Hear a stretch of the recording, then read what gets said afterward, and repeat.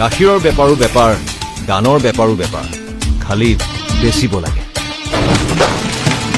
সব টকাৰ খেল, সব বেপাৰী। তোমাৰ মা মৰিব, শ্ব' মাছ গো অন।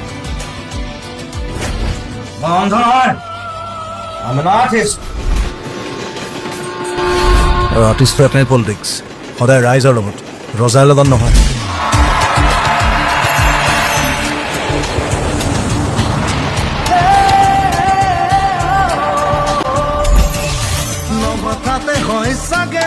পৃথিৱীৰ আটাইতকৈ ধুনীয়া ইমোশ্যনটোৱে মিউজিক।